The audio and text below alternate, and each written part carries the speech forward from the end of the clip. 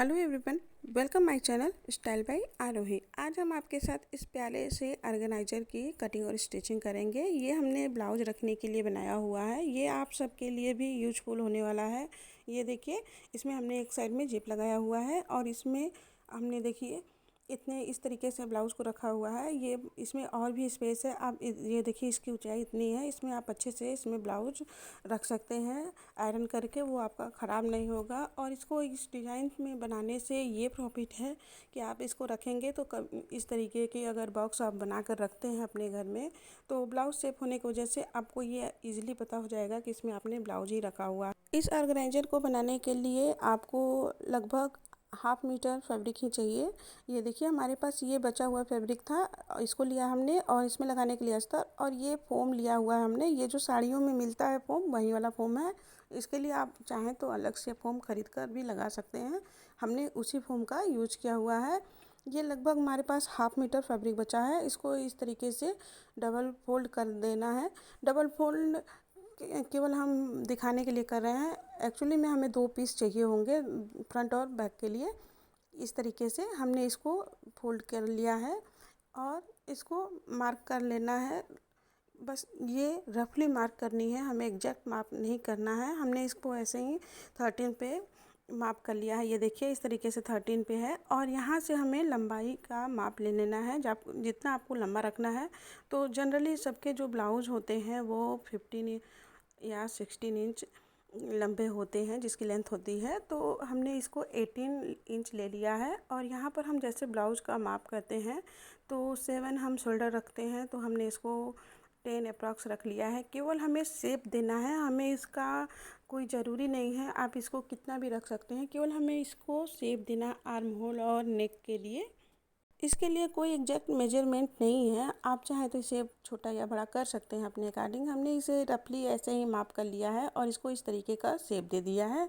ये शेप सिर्फ इसलिए हम दे रहे हैं क्योंकि अगर आप इस तरीके के ऑर्गेनाइजर अपने घर में बना कर रखते हैं, जैसे जो चौकोर हो, तो उसमें से आप सामान रखते हैं तो कभी कभी क्या होता है, भूल जाता है कि हमने इसमें क्या रखा है। तो हम इस तरीके का अगर शेप बना कर रखेंगे तो हमारे ब्लाउज जो हैं, जिस तरीके से हम आयरन करके रखेंगे वो सुरक्षित भी रहेंगे और हमें इजीली मिल भी जाएंगे। कभी भी किसी ऑर्गेनाइजर में हमें बार बार ढूंढना नहीं पड़ेगा। शेप ब्लाउज का होने की वजह से आप तुरंत ही इसको निकाल लेंगे और आपके ब्लाउज जो हैं, जैसे आप आयरन करके रखेंगे आप वो मिल जाएंगे। ये देखिए, हमने इसको फोल्ड किया था, तो जो फोल्डेड वाली साइड है उसको भी हमें कट कर लेना है। इसको अलग अलग कर लेना है। हमें 2 पीस चाहिए, इस तरीके से हमें इसको रखना है। और ये इधर साइड वाला जो किनारी वाला भाग है, हम इसे भी कट कर लेंगे। किनारी वाले भाग को हमें नहीं रखना है। इस तरीके से ये देखिए, हमने कट कर लिया है और हमें ये 2 पीस मिल गया है फ्रंट और बैक के लिए। ये देखिए, हमारा 2 पीस है। ये जो हमने 2 पीस कट किया है, इसी के बराबर से हमें अस्तर फैब्रिक, ये इसमें से 2 पीस और ये फोम में से भी 2 पीस हमें कट कर लेना है, इसी के बराबर जो हमने मेन फैब्रिक में कट किया हुआ है। ये देखिए, हमने कट कर लिया है। अब हमारे पास ये 2 जो है मेन फैब्रिक, 2 अस्तर फैब्रिक और 2 फोम के हमें मिल गए हैं। इस तरीके से हमें कट कर लेना है। अब इसमें से कोई सा भी एक पार्ट उठाएंगे, ये राइट साइड है, इसको हमें उल्टे तरफ रख लेना है, रॉन्ग साइड में रख लेना है और इसके ऊपर हमें रखना है फोम, ये इस तरीके से। और इस फोम के ऊपर हमें रखना है अस्तर वाला फैब्रिक जो हमने कट किया हुआ है। और इसको इस तरीके से रखने के बाद अच्छे से हमें इसके ऊपर मार्किंग कर लेनी है। जो हम मार्किंग कर रहे हैं इसी पर हमें सिलाई लगानी है।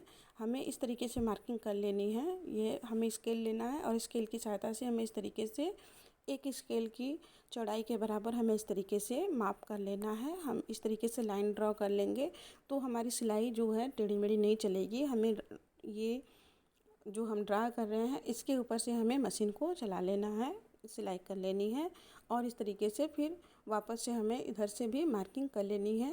आपको भी इसी तरीके से मार्किंग करके रख लेना है और उसके ऊपर से सिलाई कर लेना है, दोनों पीस में, फ्रंट और बैक में।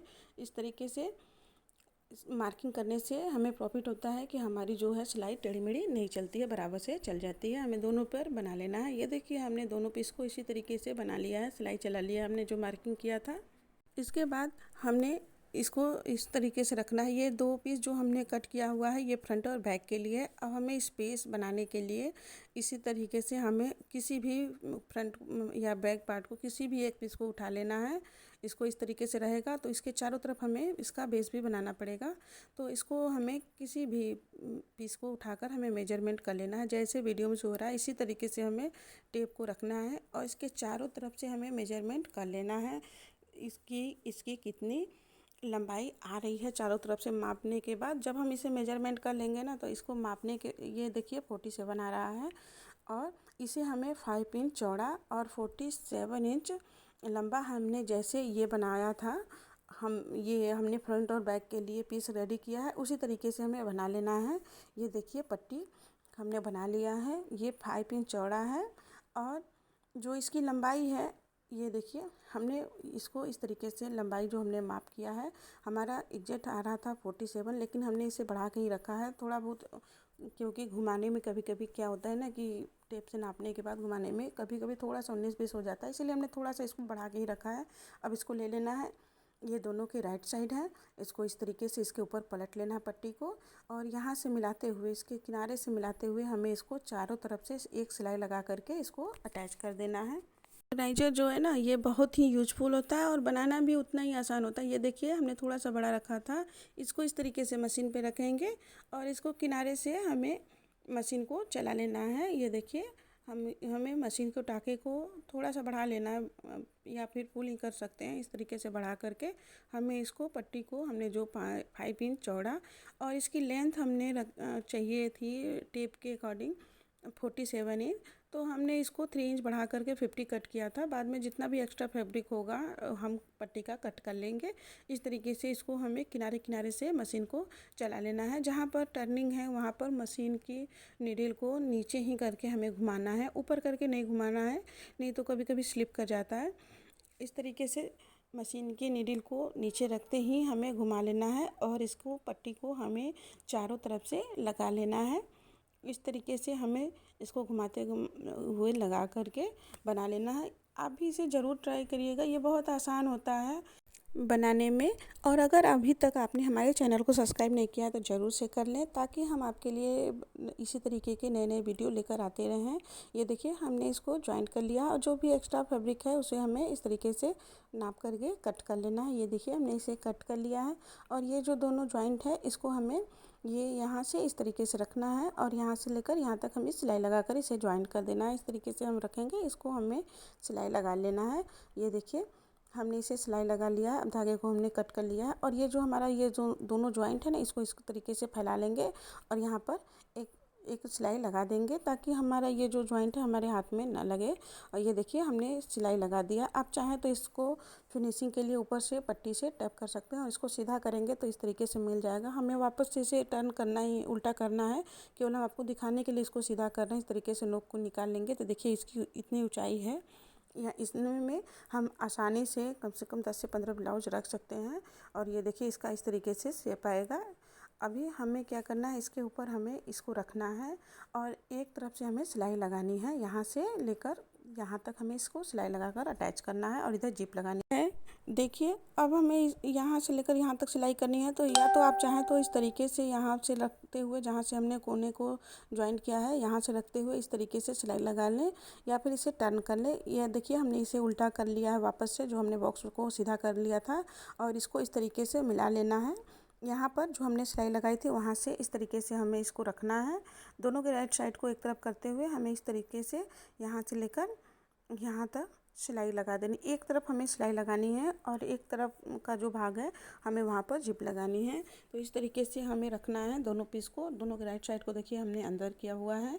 ये देखिए जैसे वीडियो में शो हो रहा है, यहाँ से लेकर हमें एक तरफ से इसको सिलाई लगा लेनी है और जहाँ पर हमारा लास्ट आया था कोने वाला भाग जहाँ से हमने कट किया था वहाँ तक हमने सिलाई लगा लिया। इस तरीके से हमने देखिए एक तरफ हमने सिलाई लगा लिया है और सामने वाला जो पार्ट है यहाँ से लेकर यहाँ तक हमें जिप लगानी है।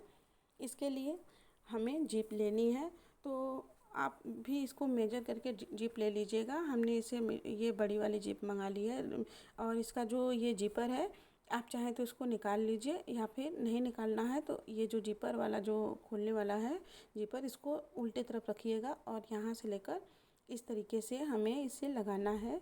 इसका जो उल्टा वाला भाग है ऊपर रहेगा। यहाँ पे देखिए, हम आपको इसको खोल के रखें। ये जो जिपर है इसको इस तरीके से हमें पलट कर उल्टा कर लेना है और इस तरीके से हमें यहाँ से लेकर सिलाई लगानी है जिप का। इसको जिपर को पीछे की तरफ खींचते रहेंगे तो आपको बड़ी आसानी से लग जाएगा, या फिर आप चाहें तो जिपर को निकाल करके दोनों को अलग अलग करके ज्वाइंट कर सकते हैं। हमने जिपर को अभी निकाला नहीं है क्योंकि मेरी जिप थोड़ी सी बड़ी है, हमने बड़ी वाली जिप ली हुई थी। तो इसको हमने जिपर को पीछे करते जाना है और इस तरीके से हमें सिलाई लगा लेनी है। तो ये देखिए, हमने यहाँ तक सिलाई लगा लिया। फिर यहाँ से मशीन के नीडल को नीचे रखते हुए हमें यहाँ से इस तरीके से घुमाते हुए हमें जिप को लगानी है। यहाँ से इस तरीके से, ये देखिए, हमने घुमाते हुए जिप को लगा लिया है। एक तरफ हमारा जिप लग चुका है एक साइड में, और इसको इस तरीके से हमें ऊपर करना है और दूसरे वाले जो लेयर है उसमें भी हमें इसी तरीके से लगाना है। इसको इस तरीके से हमें रखते जाना है, बराबर मिलाते हुए हमें ऊपर से जिप को के दूसरे पार्ट को रखते हुए हमें सिलाई लगा देनी है। इस तरीके से लगा देंगे तो अभी हमारा जो बॉक्स होगा, जो ऑर्गेनाइज़र होगा ना, वो पूरी तरीके से बंद हो जाएगा जब आप सिलाई इस तरीके से लगाएंगे। तो सिलाई लगाने के बाद हमें बाद में इसे ओपन करना है। यह इस तरीके से आप लगाते जाएंगे तो अभी जो आपको मिलेगा तो वो बंद हो जाएगा पूरी तरीके से। तो इस तरीके से हमने जिप को अटैच कर देना है। ये देखिए, हमने जिप को अटैच कर दिया है। ये देखिए, हमारा ये अभी आपको दिख रहा होगा बंद। हमारा इतना जिप पर जो है वो जिप बड़ा था, हमने इसीलिए इसको निकाला नहीं था। और इसको इस तरीके से हमें इसे ओपन कर लेना है, थोड़ा सा खींचते हुए ओपन करेंगे और इसको टर्न करके सीधा कर लेना है। ये देखिए, इस तरीके से हमने इसको सीधा कर लिया है। अब हमारा ये ऑर्गेनाइज़र बनकर रेडी हो गया है लगभग। इसके ऊपर केवल हमें इसको अच्छे से इसके कोनों को निकालते हुए हमें इसको सीधा कर लेना है। अब इसे यहाँ पर जो है अच्छे से लॉक कर देना है और दूसरे तरफ भी हमें अच्छे से 2-3 बार सिलाई लगा करके लॉक कर देना है, ताकि हमारा जो जब भी हम इसे ओपन करें तो ये खुले ना। और ये जो हमने सिलाई लगाया है जिप का, इसका जो रहा पार्ट है इसको नीचे की तरफ रखते हुए हमें इसके ऊपर से टॉप स्टिच लगा देना है, ताकि जब भी हम इसे जिप को ओपन करें तो हमारा कोई भी रहा पार्ट जिप में अटके ना। तो उस सिलाई वाले भाग को नीचे की तरफ करते हुए हमें ऊपर से इस तरीके से टॉप स्टिच लगा देनी है। दोनों तरफ में, दोनों पल्ले में हमें इस तरीके से टॉप स्टिच लगा देनी है। जो हमने जिप को अटैच किया है तो उसमें जो सिलाई वाला भाग है उसको हमें नीचे की तरफ रखना है। ध्यान देंगे कि इसको हमें नीचे की तरफ रखना है और ऊपर से हमें सिलाई लगा देनी है। ये देखिए, हमने एक पल्ले में ये लगा दिया है हमने टॉप स्टिच। इसी तरीके से हमें दूसरे पल्ले में भी लगाना है। इसका जो सिलाई वाला भाग है उसको नीचे की तरफ रखेंगे और ऊपर से इस तरीके से मशीन को चला देंगे, टॉप स्टिच लगा देंगे। इसका ये बेनिफिट होता है कि आप जब भी इसको खोले या बंद करेंगे तो आपको कोई भी रहा पार्ट अटकेगा नहीं। और अगर आपको हमारा ये ऑर्गेनाइज़र बैग जो बनाए हमने अच्छा लगा हो तो हमें एक लाइक और कमेंट ज़रूर करिएगा। अगर आपको फिर भी कोई क्वेरी रह गई हो तो उसके लिए आप हमें कमेंट कर सकते हैं। Thanks for watching.